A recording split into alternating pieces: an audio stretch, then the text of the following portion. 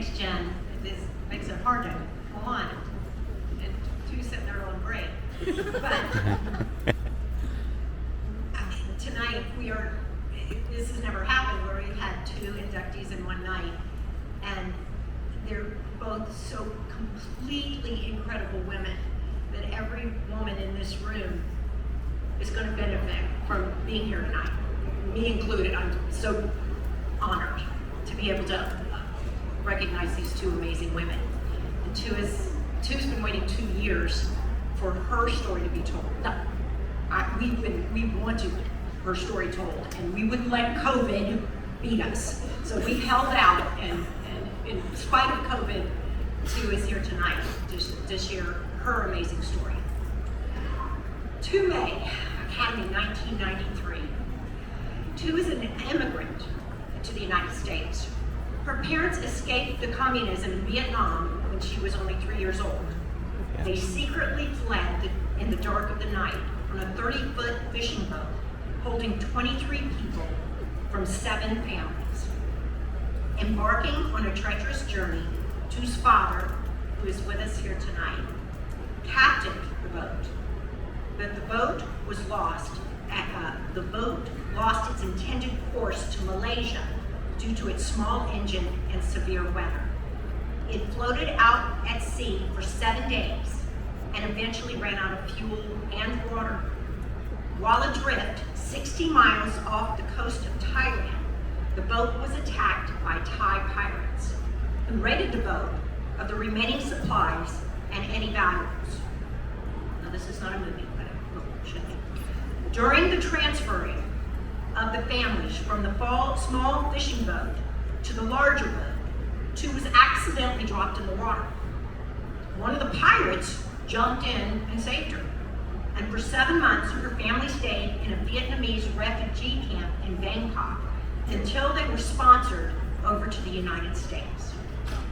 Two utilized the family trait of determination when she raised a tennis racket as a young girl.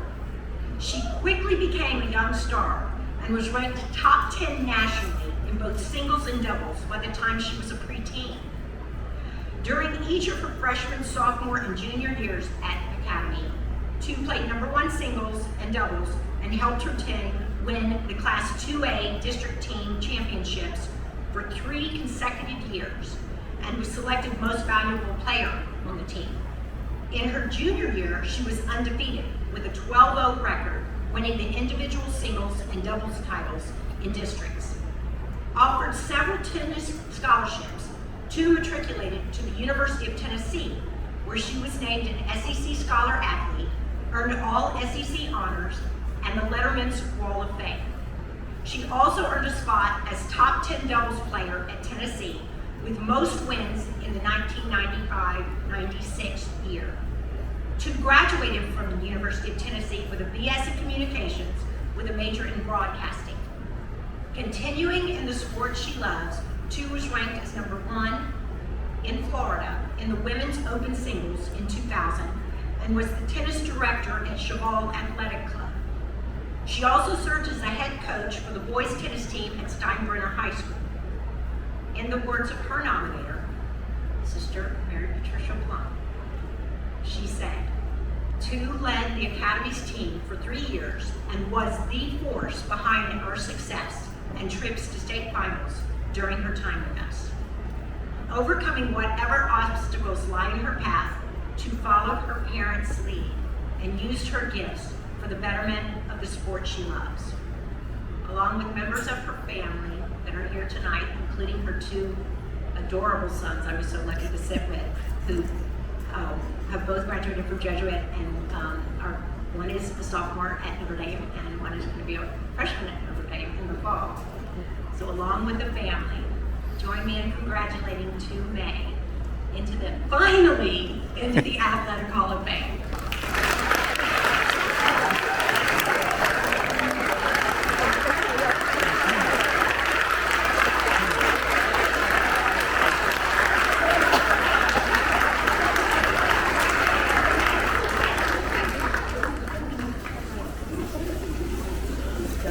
Yeah, I got it. Good evening.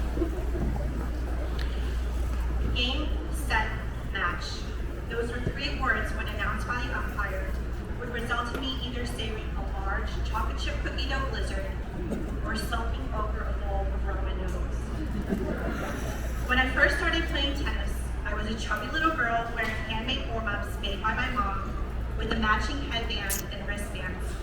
My dad bought me my first Stan Smith Adidas tennis shoes and a Prince aluminum racket. Naturally, thinking I looked cool, I walked out into the court and played fearless. Tennis, unlike the other individual sports such as running, swimming, or gymnastics, is not about trying to reach the finish line the quickest or performing a certain routine to perfection. It is about constantly critiquing your own game while simultaneously reacting to your opponents. As my tennis career progressed, I unintentionally became my worst critic. The self-criticism and doubt slowly crept in after my knee surgery when my rehab was not progressing quickly. I wore a leg brace that began at my hip and ended at my ankle. By the time I was able to take off the leg brace, my right leg resembled SpongeBob's, while my left leg resembled Patrick's. Entering my first tennis season as a Tennessee volunteer, my ego suffered another blow. Our head athletic trainer said my knee was not strong enough to compete in fall tournaments. As I watched my teammates compete, I was outside of the court doing rehab exercises with a trainer. I felt isolated and useless. My spring season, I finally got the okay to play. I was so excited. But as the first 6 dual matches came and went, I lost every single match. My teammates would celebrate their wins, but I snuck off and cried alone. With each loss, I grew fearful of even stepping on the court. Playing now became a burden instead of a joy. With every stroke, I felt my muscles tensing up and the racket getting heavier to swing. Tears would well up in my eyes as every ball I hit crashed into the net. And each time the ball whizzed past me, I felt panicked. I no longer had control of my emotions. I had lost sight of that chubby little girl playing fearless tennis. Fear of failure and losing consumed me. Defeated, I returned home to Florida for the summer. One night, as I was rummaging through my closet, I came across a 5x7 booklet my dad had made for me.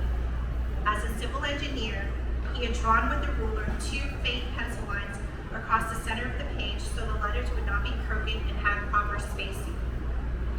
With a red Sharpie, he wrote in all caps, "Two's tennis rules." As I thumbed through the booklet, on several pages there were many tennis courts drawn and dashed lines showing the path of the tennis ball. He wrote out tactics that I could use against my opponents. And on the last page of this booklet, he wrote, "Play your game." Seeing that phrase is what I needed. Play your game reminded me that I could not let my emotions distract me from the task at hand. Winning the next point, the game, the set, the match. I shouldered the responsibility of the outcome on the court, just like in life. As I rejoined the team for another season, my coach gave us a cheat sheet of tips I could read during changeovers that kept me focused.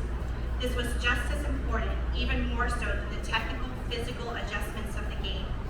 I was now more conscious of my emotions and state of mind, and acknowledged what frustrated me, and learned to control it in the moment.